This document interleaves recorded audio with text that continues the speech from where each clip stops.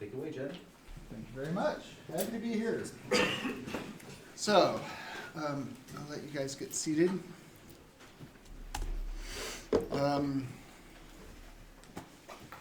So, my second slide is always a prompt for what we're going to cover and going to gauge your interest on what areas you're interested in. DNSmasq provides your common DNS and DHCP services in one binary. It's been a standard Linux package for 20 years, I guess. It is included in most of your commercial modems and routers, and it's often compiled into like OpenWRT as well. There's a bit of mythos because the man page is not all that great, and most of the documentation is on a site called kellys.org. And the kellys.org has a better man page or better documentation, but it's terse enough that you still have to go to places like Stack Exchange to get good examples on how to use some of the more esoteric combinations of directives. What DNSmasq can provide you for your wicked sense of control is it can provide you DNS overriding, and that can provide you a way to do ad blocking. This is the mechanism that something like a Pi-hole would use, which blocks ads and domains at the DNS level. And for those of you who are managing either your home lab or your home network or your small office, there's some really sophisticated DHCP options. You can do DHCP reservations, you can support multiple pools on multiple VLANs, and you can assign things by vendor ID and tag. So the DHCP is a rich feature set here. It also includes support for IPv6, router advertisement, other IPv6 features that that's about all I'm gonna say about that, because that's a road Ian and I are gonna go down soon. And I'll tell you next year how it goes.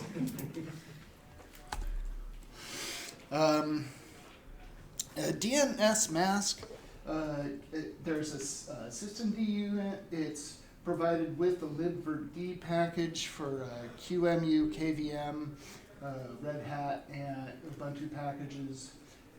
As I mentioned, it's found in home routers. It's also included in BSD-oriented packages like pfSense and OpenSense distributions too. That would not be the default for them because they like using things like Unbound and just plain old whatever they use. Sorry, don't cite me on don't question me up because I don't know what they use as a default. But what's distinct about DNSmasq, it is not multicast DNS. It's not your Avahi multicast LAN information system. For that, you would want to use an Avahi package. Now, this is a great opportunity for a question. How many people here manage multicast DNS? How many people here know what operating system uses multicast DNS the most? Isn't that Mint? Could be, but that's not what I was thinking of. Isn't it Mac? You're right. Yes, the whole Mac environment, the whole ecosystem, all their products, heavily invested in multicast DNS.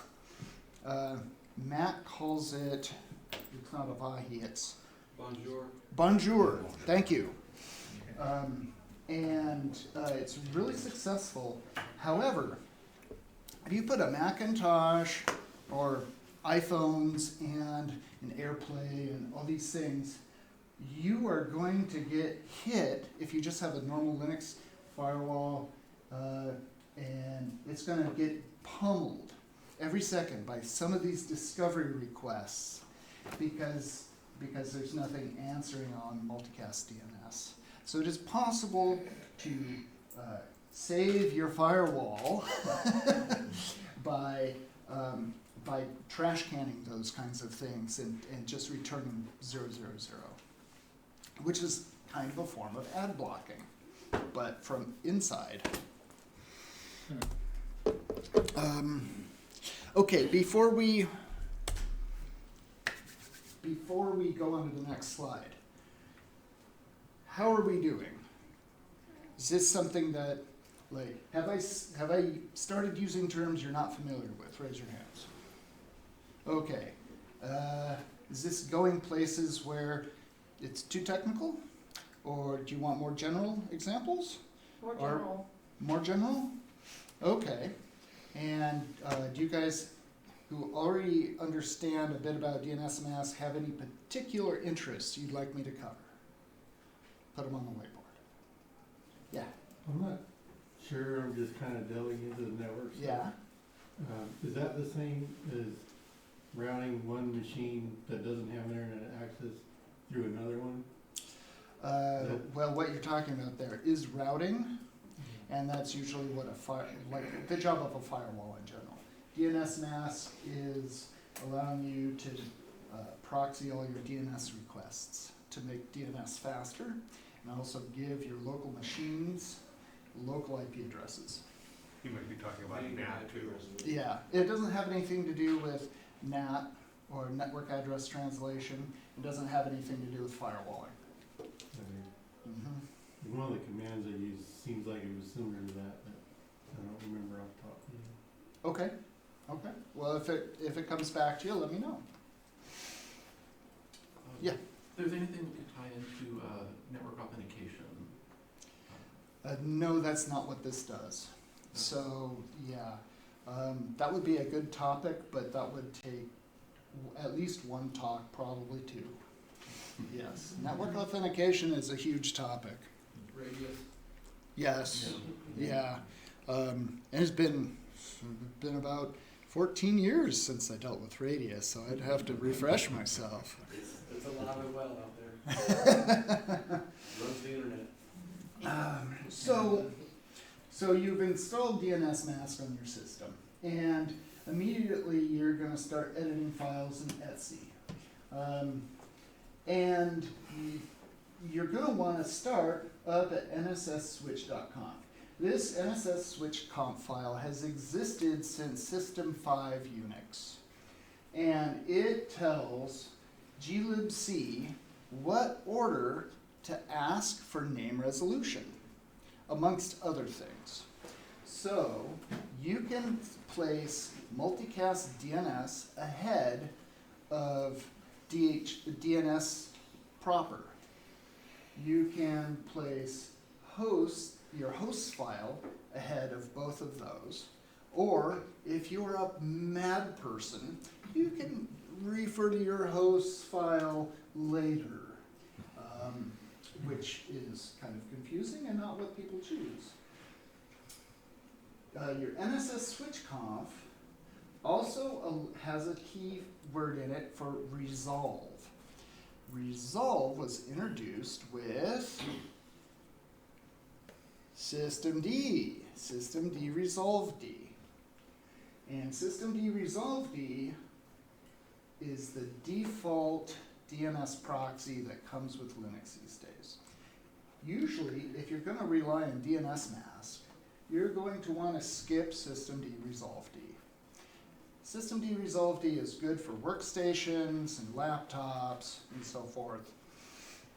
It's an okay local cache, but if you're running an office, it's not going to do the job. So you're going to want to set hosts and DNS as your resolve order. And then that allows you to use the resolve.conf file that everyone, well, old people grew up editing, and to specify where your DNS server is. When you're running DNSmasq, this file is going to point to upstream. DNSmasq on the local system. It's gonna say name server 127.0.0.1. Because DNSmasq is gonna do the work for you. Etsy host is gonna be read by DNSmasq for things that you wanna name on your network, or things that you want to supersede on the internet. So if you don't want people going to Facebook, you can say www.facebook.com/0000. Or actually, that's backwards. 000facebook.com.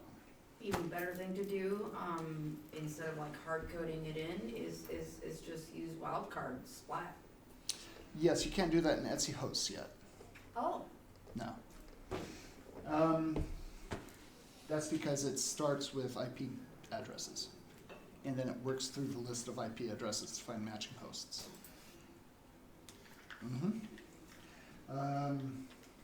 And then you're going to edit your DNSmasq conf file. And we'll get into some part of that magic in subsequent slides. Now, when you start serving DHCP leases, you can monitor those in varlib DNSmasq leases. And you'd be surprised how often you might have to either erase or edit the leases file in case you need to switch a host name to a different IP. I don't know a good way to automate that with existing commands.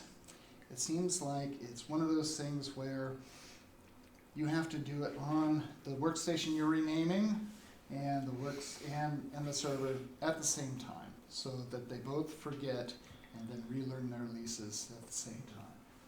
We can go into that more later.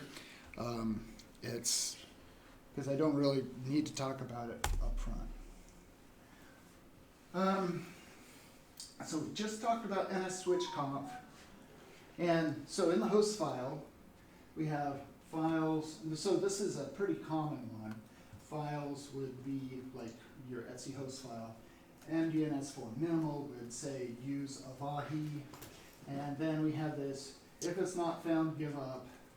And then systemd resolved, and then DNS. So this is a stock order for what usually is installed by your OS.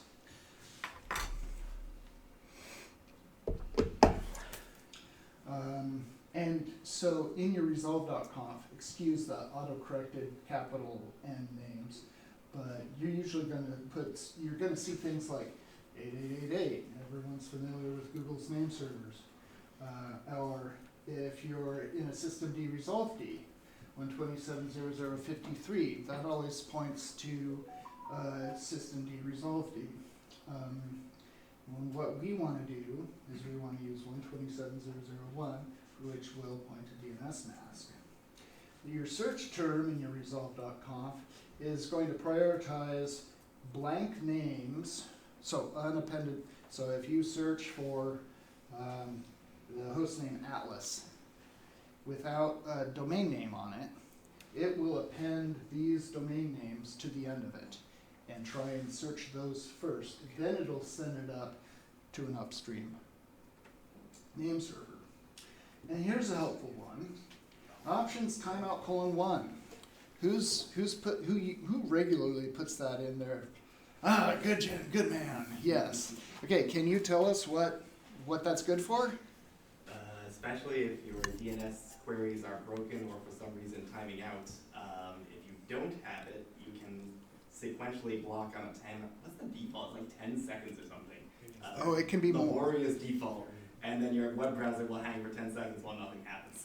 So it could wait up to 120 seconds. Yeah.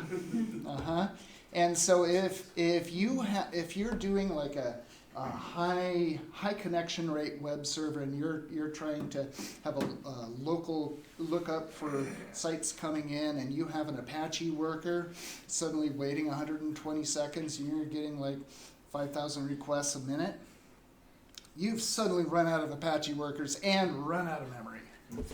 Yeah.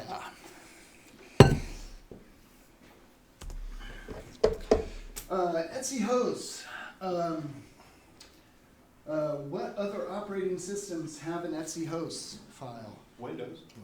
Yes. Now, where does that live? In the registry. No. No? No, C there is Windows, two. C Windows drivers have C, yeah. Yes, good. So, lots of ad blocking, things like CC Cleaner and whatnot, and older ones, they would populate that for ad blocking in your C program, Windows 32 of drivers, etc. So that was an early Windows way of ad blocking. That technology, Etsy hosts. What do you want to put in Etsy hosts? Usually you want to put your workstation name in Etsy hosts or your local host name, so that it resolves. And you always want to add localhost here. So if you start with a blank Etsy host, which can happen, and it can happen on Windows too. You can break SQL Server on Windows by having no entries in localhost. You want to define localhost. But you usually don't need to put much in here. Only what is an exception that you want to resolve without DNS. Hosts is used as a library of names, so you can start adding stuff to it. So DNSmasq will use the host file as a library reference, load it into memory, and then serve that out for local resolution really fast. Your usual system control commands work. Anytime you change your Etsy host, your DNSmasq comp file, you want to restart DNSmasq service because it's all cached in memory. This will clear memory. It takes a few milliseconds to restart. But when you do changes, got to restart the service. Common things skip. People will scratch at their keyboard wondering, why is my change not appearing? Got to restart it. So when you set up your own domain, you're going to name your domain, and you're going to say domain needed, possibly, so that this is for when you query upstream name servers. It will avoid sending DNS requests without a domain name upstream. So this is like a quick shortcut to not send bad queries upstream. You can say never forward RFC 1918 addresses. RFC 1918, raise your hand. Okay, good. Recite a common RFC 1918 address. 10 dot anything. Yes. 192.168. Uh-huh. 172.16 to 172.32. Very good. You guys are pros. Yeah. There's another fun keyword in there. Filter Win2K. That detects old Windows Server queries and kind of patches them up because Microsoft never did anything quite right. And expand hosts will append local domain names for you if they're in that domain. Your upstream DNS servers. So you can say, I want to query for things I can't resolve. Say Google's name server, and the @eth0, that's your upstream port, like your WAN port. And then you can also scope names with what looks kind of like a Perl regex. It's not really a Perl regex, but you can say, hey, I have a subdomain that's behind an internal router that hosts a different 10 network. Say like all my VMs on a VM build server or something. Those are on a 10.45.01 network. I want to query anything with VMs in the name. I want to query that name server. You can also do your INET or ARPAs, which is your reverse mapping in the same way. Who here has not used this syntax? Okay.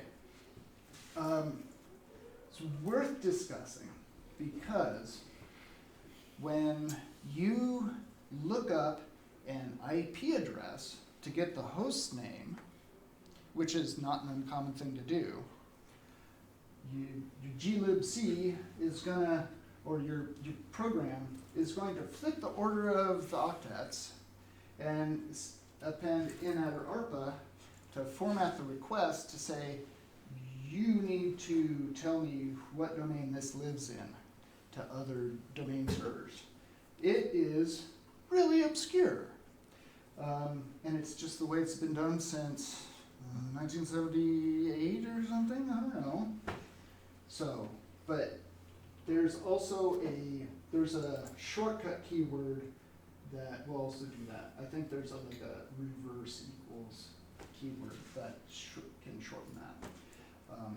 But if you have reverse lookups in your internet, in your local network, this will help speed that up, especially if you have subdomains, subnetworks, different offices in your campus.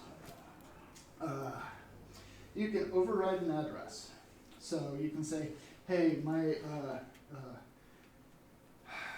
I want to have a google.com inside my network. I'm going to say google.com, and I'm going to give it an IP, 192.168, whatever. And so that'll override that lookup. And local is, you can assume local net. Local net is used with the Bonjour local network naming system, and so that's good. But if you don't list, say, bitratchet.net, your local domain, also as local, it can send those upstream, which is usually what you don't want. So local essentially tells it, don't send anything matching that upstream. Very important for subdomains, because you can get yourself in a loop where in your VM's domain, it'll say, oh, this is VM, 12345, but it's in bitratchet.net. So it'll send two requests, one to the local domain controller, one to the parent domain controller, and then they'll talk back and forth. They could talk back and forth for 120 seconds before resolving. So this stops that.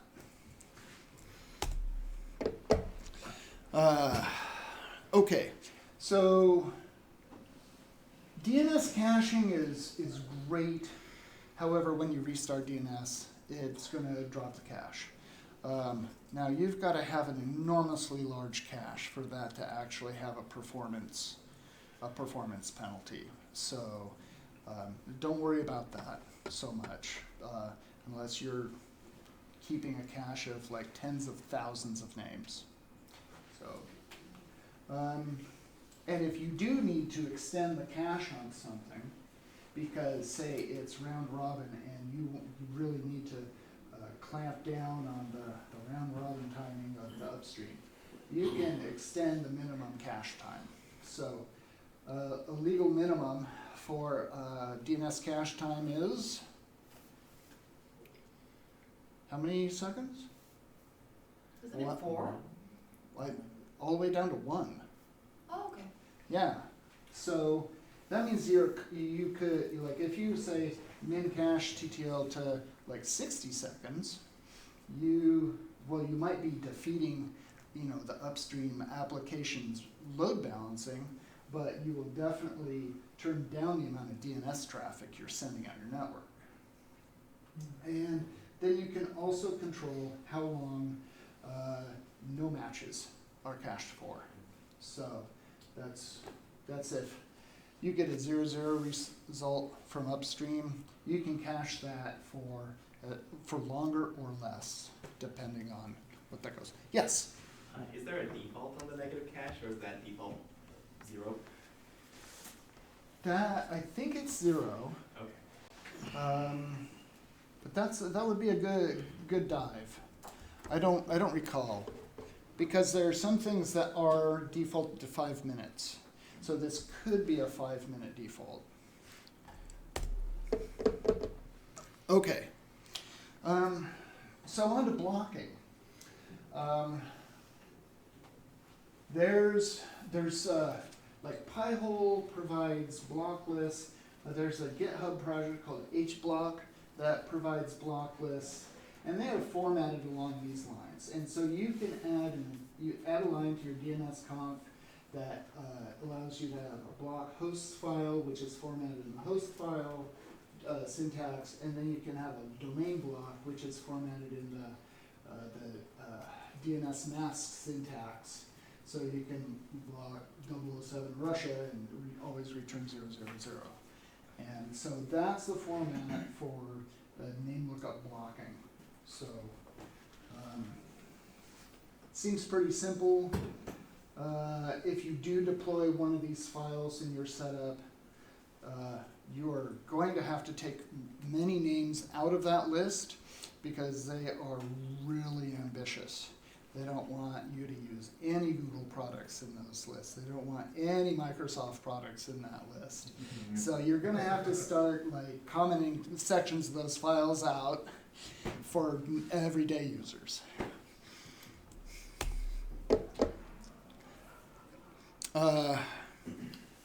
So yeah, back to multicast. You can have your Office subdomains perpetuate their multicast DNSs. What happens is that when multicast doesn't answer, then your bonjour will migrate that from a multicast request to a DNS request. That DNS request can still travel upstream. So for your subdomains and even your overall like Office firewall, you still want to have entries for .local domain, local net, and then a whole bunch of these DNS service discovery domains. So some of these are for printers, some of these are for UDP services. There's a huge pattern of these that include TCP services, UDP services, printing services. It's quite a list. Now, the easy solution is to run Avahi on each of your local networks for your subdomains. But if you don't have the time to do that, this is the way that you can squash that. But it does force your Macintosh users and your iPhone users to actually enter IP addresses for their printer, things like that. And it also works with INARPA. So reverse lookups also occur for those service discovery questions. So you don't just do like the names, you can also do the reverse lookups too, because those can also circle between your DNS and tie them up. And you know when your network's slow, but no one's dominating the download, no one's dominating the upload, and then you realize you're sending 20 megabits of UDP traffic between two firewalls in your own network, that's a DNS loop. Yeah. When setting up the DHCP, okay, how many people here have set up a DHCP range? Okay, who wants a little refresher on it? Okay, so DHCP, Dynamic Host Configuration Protocol. When your computer boots up and the networking subsystem starts, it sends out a broadcast packet. Broadcast packets are all 000, their MAC address is FFFFFF, and that will be answered by whatever's listening for DHCP on port 63. DNSmasq will answer and say, hey, thank you for your MAC address. Here's an IP address. That's DHCP. You can get more than just hostname resolution, like hostname assignment from there. There's a lot of DHCP properties, most of which are not really used unless you go into the enterprise space or the embedded. There's embedded things that also use bespoke DHCP properties. You don't give out an entire subnet of DHCP, usually. because there's some devices that will always need a static IP address. You don't want to put a static IP address in the middle of a DHCP range because your DHCP server has no knowledge of it. So you need like a gap before and maybe a gap at the end for, you know, kind of however you want to organize things. So you know, having say a range of 200 addresses in your /24 network, probably just fine. Until you need to supernet because you have, you know, 300 or 400 devices on a subnet. I will cover IPv6 lightly here. In IPv6, you have a couple of address resolution protocols that are not like IPv4. First is router advertisements. And so the firewall wants to give off a broadcast every now and then saying, hey, I'm a router.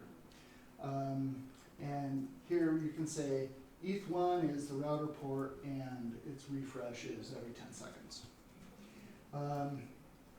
You can say, hey, I want to declare a DHCP range, and this is going to be only on Ethernet 1, and I'm going to say first this designator, don't ask me why they did it this way, but double colons means it's IPv6 address.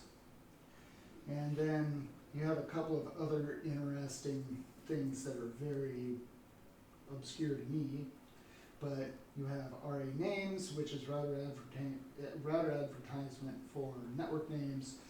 You have router advertisement for stateless, which means stateless, like static routes in IPv6. You have SLAC, which is the automatic address resolution protocol. So that's SLAC is what most people get their IPv6 addresses from, and that's your refresh time 1 hour. Do we want to go more into DHCP options? Do people want to learn about DHCP options? Because I can go into that for this slide. I just don't want anyone to, I don't want to put anyone to sleep.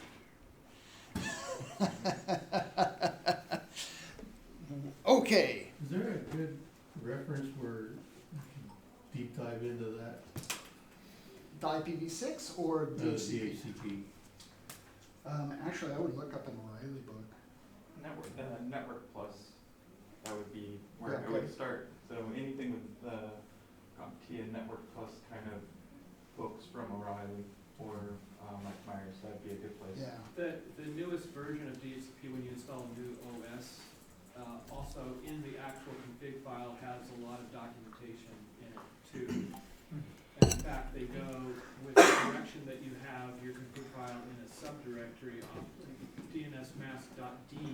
You have different configuration files in there for everything you want to do. And there's further documentation throughout that that tries to explain options. Doesn't go into good detail, but there's some good crib notes of what things do that are in there. Yeah. That's what I usually start with, is look in the config file, look at the options that they put on default, and they usually show you what the default values are, and then they comment out the option because of course it's using default. Yeah, yeah. Thank you.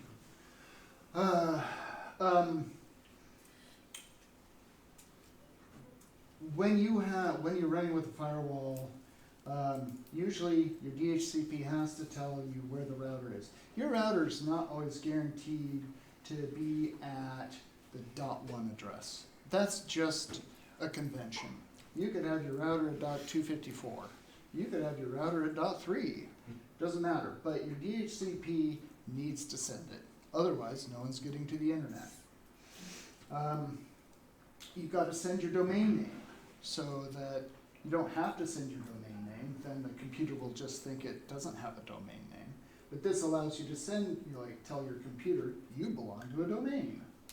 And this is how you send it what its DNS server is. Your DNS server doesn't have to be your gateway. It could be a totally different server. This is how you tell it where to query. And then you can also, this is not as widely supported, but I've seen it supported well enough in our own network. You can tell it what order of search domains your workstations, laptops should search.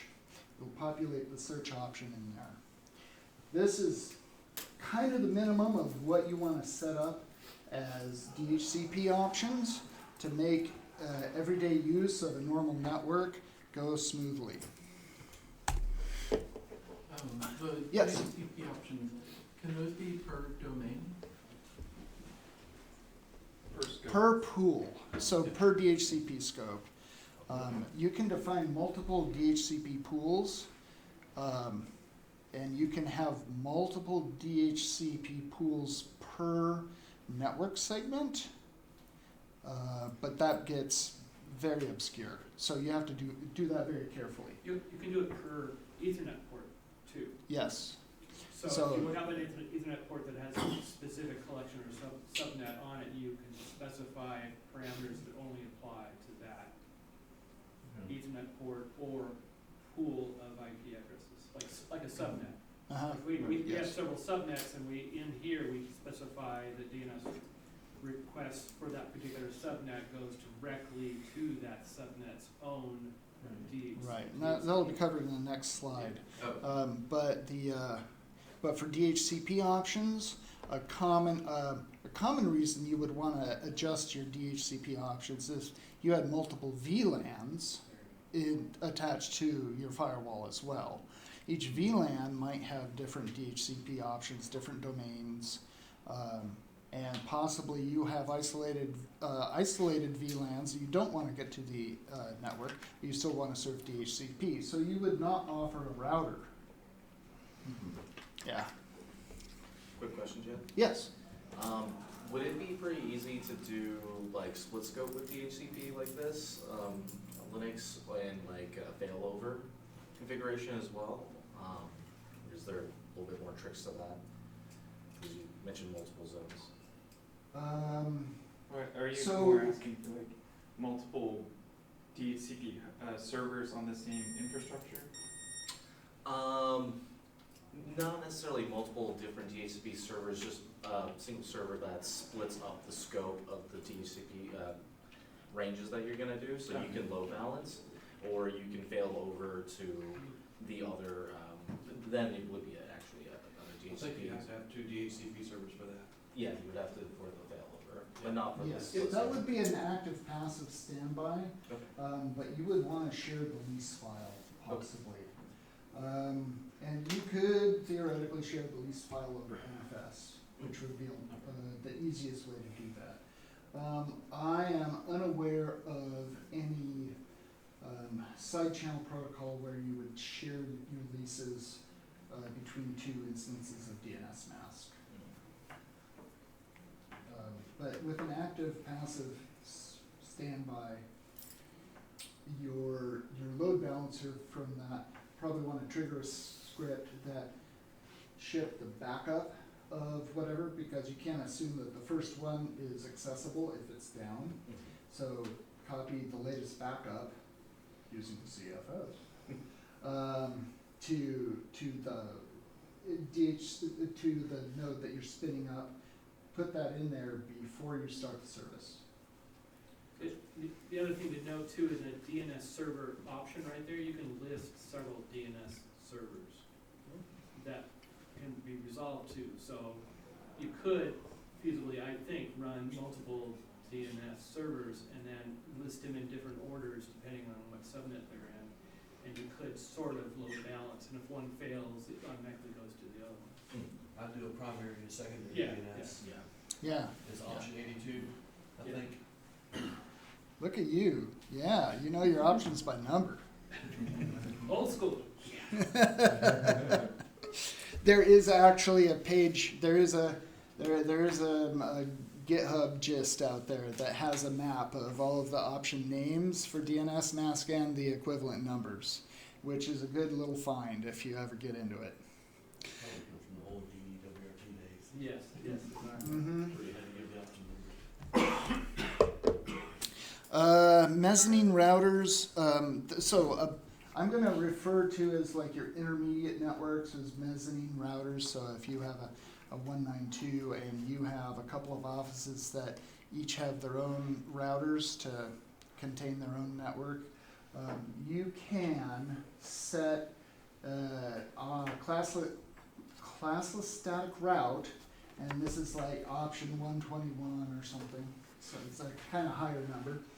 And you can, but when you do this, if you set this, you got to start with where the default gateway is. Otherwise, it overrides the previous router entry. So these are all gateways for networks, and so 000, your default gateway, well, that's served by .100.1, and then these are all addresses of the 100 gateways. So your top level networks addresses for each of these others. Now you'll notice that after futzing around with this for a few years, we adopted a style guide for network numbering, and so the 98 network is served by 100.98. Brilliant. Oh, wait a minute, I was the one that. DNSmasq allows you to do address reservations, and so you give it a MAC address, you give it a host name, you give it a number. Sometimes you can have conflicts between the host name here and the host name in Etsy hosts. This behavior seems to be more sensitive in recent versions of DNSmasq than older versions of DNSmasq. So you might, depending on what age your DNSmasq instance is, listing host names here might not have the same behavior. Then the behavior is that in DMessage, in journal control, it comes up with an error saying there's a conflict, and then it goes by what's in DNSmasq versus what's in the hosts. Okay, thank you for clarifying that. Yeah, I didn't have that part So I memorized. periodically look through journal control because our host file is like 300 lines long, and so frequently there might be an old name that didn't get updated. And so I look through journal control and DNSmasq periodically to see if there's any lines to say, oh, there's a conflict, gotta fix it. Otherwise, it spews errors in your journal control about every, 10 seconds.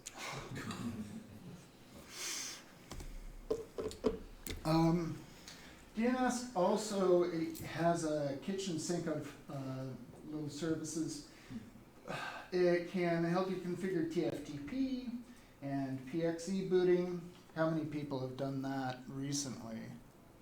Okay, what are you PXE or TFTPing stuff for? I built a image server to Okay. deploy images on computers, so I didn't have to have a CD or Yes. thumb drive to spin up the software. So I was actually streaming Streaming the like boot Clonezilla, image down. streaming like Clonezilla to the workstation, and then I'd go grab the image and image the computer. Yeah, that's a great way of using it. Yeah, I use TF223 flash corrupt files for the Ubiquiti AirMax radios. Oh yes. So access points often have an option to fetch their boot block over TFTP. I was also backing up switches. Oh yeah, Yeah, yes. doing- Switches are so another I- good yeah. embedded device that like using TFTP. Yep. You actually set an MX record in for your network, and you can actually use alias and CNAME kind of entries, and you can also configure some DNSsec with DNSmasq too. So it's DNSsec compatible. Now I don't know. I've never wanted to get into DNSsec. Has anyone else here had the joy? I heard a story from someone who works from the Navy that they wanted to make sure that all of the computers on aircraft carriers and so forth were using DNSmasq, but no, you can't do that because they're offline most of the time, and you can't do certificate validation in an offline state. If you have the certificate authority locally, you could. So if they had a local certificate authority for that DNS server, they could do that. Right, but what they wanted is that they have outside DNS authentication, and so yeah. So, thank you, and let me take your questions.